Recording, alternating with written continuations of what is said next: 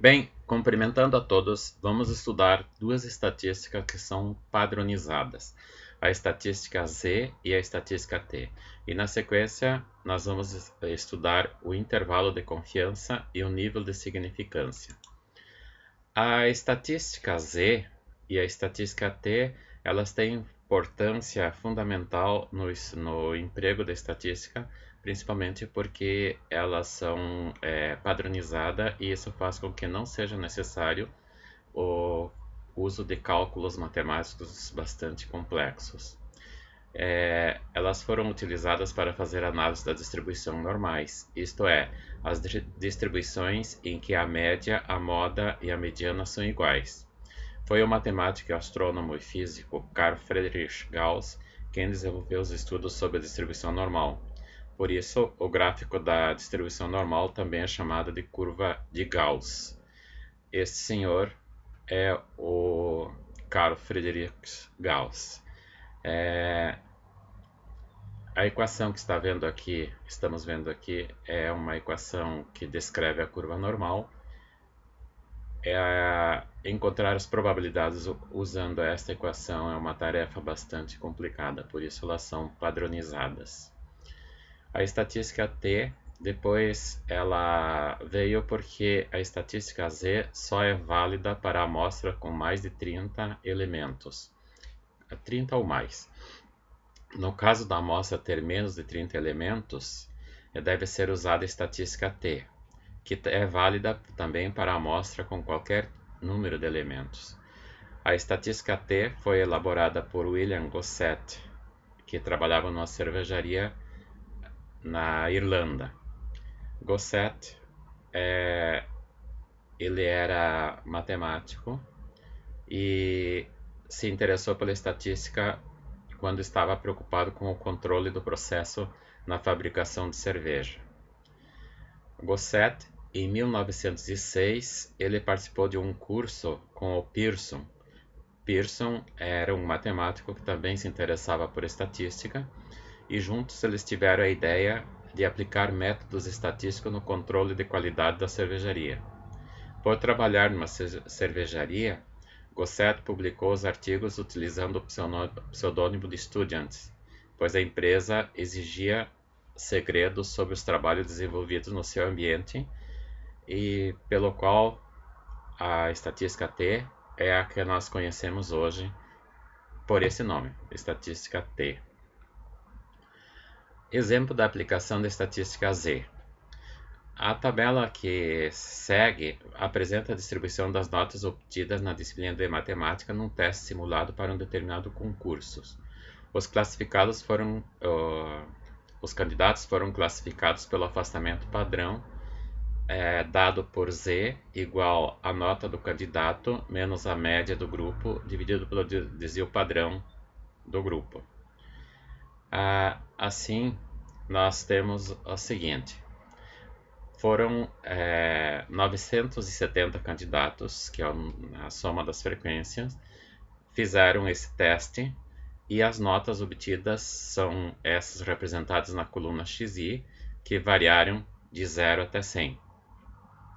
Bom, aqui como nós aprendemos no primeiro semestre, foi feito o cálculo da média. Para isso, então, nós fazemos o produto XI-FI. Então, na primeira linha aqui é feito 0 vezes 10, na segunda 5 vezes 12 e assim por diante. Depois, somamos todos esses produtos e dividimos por 970 e aí deu a média 50. Isto é, a média da turma que realizou esse teste é 50. Conhecida a média, nós fizemos o desvio em relação à média. E o desvio em relação à média é dada pela nota do aluno, que corresponde ao XI, menos a média, que é 50. Então, o estudante que tirou 0, menos os 50, ele está com um desvio de 50 pontos abaixo da média. O estudante que tirou 5 está com um desvio de 45 pontos abaixo da média. Por outro lado, o estudante que tirou 100 pontos está com 50 acima da média, e o estudante que tirou 95 está com 45 acima da média. Conhecendo o desvio de cada estudante em relação à média, ele foi elevado ao quadrado, então menos 50 ao quadrado fica 2.500, e assim feito com todos os desvios, depois multiplicados pela frequência, assim 2.500 vezes o 10 deu 25.000, 2.025 vezes o 12 deu 24.300, somamos todos esses produtos, deu 391.600, que dividido por 970 dá 400. E esse 400 é a variância, cuja raiz quadrada é 20, então deu aqui que nós temos o desvio padrão em relação a essa amostra. Isso quer dizer que o estudante que está 50 pontos abaixo da média, ele está a um afastamento de 50 dividido por 20, que é 2,5 negativo. Esse 2,5 negativo é o Z para essa amostra, que depois Gauss otimizou para que ele pudesse ser usado para a população. Aqui nesta coluna então aparece todos os desvios de cada grupo de estudantes que tiraram zero, que é 2,5. Então todo estudante que tirou zero está a um afastamento padrão de 2,5 abaixo da média. Todo estudante que tirou nota 5 está a um afastamento padrão 2,25 abaixo da média. Todo estudante que tirou 10 está ao afastamento padrão 2 abaixo da média, porque daí ele divide o desvio, que é 10 menos 50 igual a 40, dividido pelo 20, que é o desvio padrão. Por outro lado, no extremo superior, o estudante que tirou 100, ele está 50 pontos acima da média, que corresponde a um desvio 2,5. Esses valores de Z são denominados afastamento padrão. A diferença entre o afastamento padrão e o desvio padrão é que o desvio é a unidade de medida e o afastamento é quantas unidades de medida o estudante que tirou determinada nota se encontra da média. Com base no afastamento padrão, nós vamos classificar os estudantes que participaram dessa prova em relação à preparação, tomando sem nenhuma preparação para prestar o exame aqueles que tiveram afastamento padrão de menos 1,96, deficiente aqueles que tiveram afastamento entre 1,96 negativo e 1 negativo, insuficiente entre menos 1 e 0, aqueles que têm preparação média, que estão entre 0 e 1 afastamento, alta entre 1 e 1,96, e excelente aqueles que têm 1,96 ou mais afastamento positivo.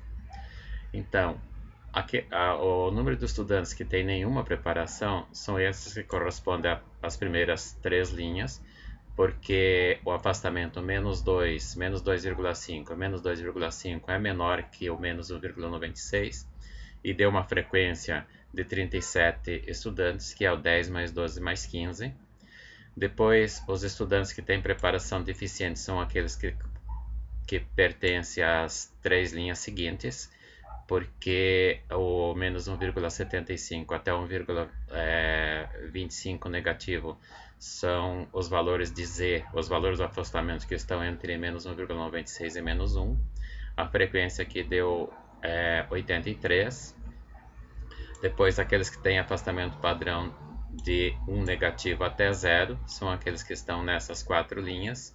A frequência então fica o 60, a soma dos 60 até o 95, que vai dar 315. Aqueles que têm preparação média são os que estão na linha do 0 até 1,75, que corresponde ao afastamento entre 0 e 1, um total de 315 estudantes. Depois, aqueles que têm a preparação alta são aqueles que estão com um desvio padrão até 1,75, que são os valores de Z entre 1 e 96, a 143 estudantes, e finalmente aqueles que estão acima de 1,96 correspondem aos estudantes das 3 últimas linhas, que é a soma das frequências 15, 12 e 10, que dá o 37. Então, nós temos aqui a classificação dos estudantes pelo afastamento padrão. Agora vamos fazer a porcentagem dessa tabela e ver o quanto por cento de em cada intervalo corresponde aos estudantes. Então, temos aqui o 37 dividido por 970 vai dar 2,5% aproximadamente. São os estudantes que têm nenhuma preparação. Aqui onde o Gauss começou a fazer a estimativa para a população normal. O 37 dividido por 970 dá 13 e pouco por cento. O Gauss estimou que se pegasse a população de todos os estudantes que tivesse feito o concurso, então a porcentagem de pessoas que tivesse abaixo de 1,96 seriam aqueles que correspondem à porcentagem de 2,5. Dividindo 83 por 970, nós vamos ter um número um pouco maior do que 13,4%, e o Gauss estimou que se pegasse a população todas, o número exato de pessoas que estariam entre 1,96 negativo e 1 é 13,4%. Do mesmo modo, o 315 dividido pelo 970 dá um pouco mais de 34,1%. Mas, para Gauss, se tomasse a população toda, teríamos 34,1% de estudantes com preparação insuficiente. Do mesmo modo, 34,1% estudantes com preparação média, 13,4% com preparação alta e 2,5% com preparação excelente. Observem que no gráfico as porcentagens à esquerda da média e à direita da média são simétricas, ou seja, como alguns falam, o gráfico é espelhado. Esta, então, é a curva teórica estabelecida por Gauss. E com base nessa curva é que não é necessário fazer cálculos complicados para encontrar a probabilidade de que seja encontrado um estudante numa dessas faixas. Isso quer dizer que, nessa tabela, a probabilidade de encontrar um estudante que da população, não da amostra, mas da população, que tem nenhuma preparação é 2,5%. A probabilidade de encontrar um estudante da população que tem preparação deficiente é 13,4%. A probabilidade de encontrar um estudante que tem preparação insuficiente é 34,1%. A mesma coisa para quem tem preparação média, a probabilidade é 34,1%. Preparação alta será então 13,4%. E finalmente, encontrar um estudante que esteja com preparação excelente na população, a probabilidade é 2,5%. Agora, em relação à aprovação no concurso, podemos ver que, muito provavelmente, passarão todos os estudantes que têm alta preparação e alguns daqueles que têm preparação excelente. A contribuição de Gauss, repetindo o que já foi dito antes, é que, sendo parametrizada ou padronizada a estatística Z, com base nesses afastamentos, nós conhecemos as probabilidades sem dispensar tempo com cálculos matemáticos para encontrá-las. O Gauss chamou de Z o afastamento, ou melhor, nós chamamos de Z o afastamento de uma variável de xi até a média da amostra, com N elementos. Isso foi apenas para acostumar com a ideia. O que Gauss fez foi chamar de Z o afastamento de um elemento da população até a média, e não da amostra como nós fizemos.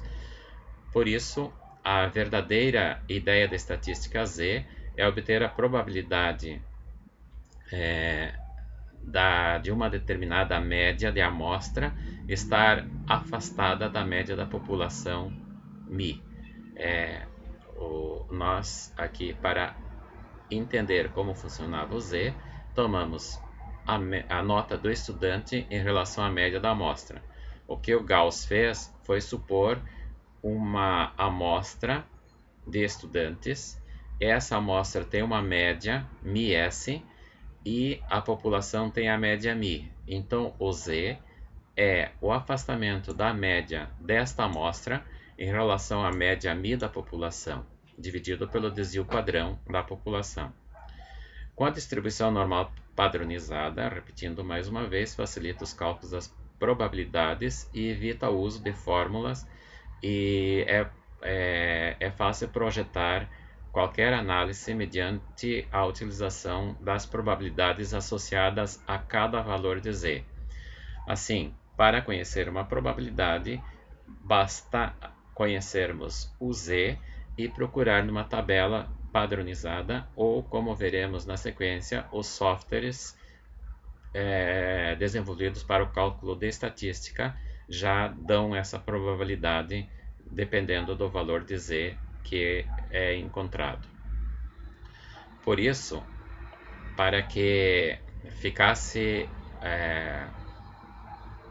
corretamente, ou seja, mais próximo da média, o que nós chamamos de z, que é o afastamento da nota de um estudante até a média da amostra, e o Gauss fez o afastamento da média da amostra até a média da população, e como a gente toma a média da amostra como sendo uma estimativa da média da população, foi preciso fazer uma correção nestes elementos para que o desvio padrão da amostra ficasse aproximado do desvio padrão da população. Gauss propôs a seguinte forma de correção. Então, o desvio padrão da população, que vai ser chamado de erro padrão e é representado por σμ, tem vai ter a seguinte correção. Vamos mostrar nessa tabela, já aproveitando a estatística z e a estatística t e ver qual é a diferença de uma da outra. Então, nas duas estatísticas, a média da amostra é representada por μs. μ é a letra grega m, usada para escrever média, e s é a letra da primeira letra da palavra sample, que em inglês significa amostra. Sigma é a letra grega minúscula, que é usada em inglês para o desvio padrão, porque em inglês o desvio padrão é Standard Deviation, e o S é a amostra. Então, aqui é Standard Deviation of Sample, que é representada por sigma S ao quadrado, que corresponde à variância. Nas duas estatísticas é a mesma. E o sigma S é o desvio padrão da amostra. Agora, a correção de Gauss. O desvio padrão da população é estimado tomando o desvio padrão da amostra e dividindo pela raiz do número de elementos, isso quando a população for infinita. Em estatística, considera-se uma população infinita quando ela tem mais de 10.000 elementos. Já o Gauss, na estatística t, ele fez a correção dividindo o desvio padrão da amostra pela raiz de n-1, ou seja, o número de elementos menos 1. Nós vamos ver depois que n-1 é chamado grau de liberdade para a estatística t. Isso quer dizer, se uma amostra tem 50 elementos, o grau de liberdade é 49. O grau de liberdade é o número de elementos menos o número de parâmetros. Como nós conhecemos o desvio padrão é um parâmetro, nós conhecemos a média é um parâmetro, então, conhecido dois parâmetros, o grau de liberdade seria n-2. No caso específico, nós vamos estimar o desvio padrão da população, então a gente não conhece. Por isso que o desvio padrão é n-1, visto que o único parâmetro conhecido é a média. No caso da população ser finita, isto é, ter menos de 10.000 elementos, então a estimativa do desvio padrão da população é feita por desvio padrão da amostra dividido pelo número de elementos sobre raiz, vezes a raiz quadrada do número de elementos da população menos o número de elementos da amostra dividido pelo número de elementos da população menos 1. A mesma coisa é feito pelo Gosset para determinar a estatística T. E aqui entra outro elemento interessante, que é o erro amostral.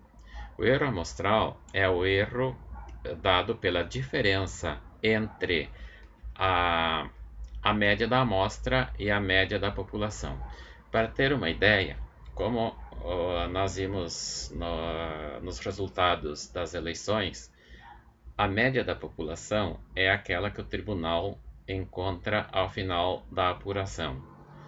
Ontem, nós tivemos na eleição presidencial, a média da população deu 51, um pouquinho para o candidato vencedor. Na pesquisa feita no sábado, a média da amostra apresentou 52% para a candidata que acabou sendo vencedora. Então, a diferença entre o que o Tribunal Regional, o que o Tribunal Superior Eleitoral encontrou, que foi 41, alguma coisa, e o que a amostra projetou é o erro devido à amostra. No caso, foi menos de 1%, enquanto que a estatística estimava que seria 2% para mais ou para menos.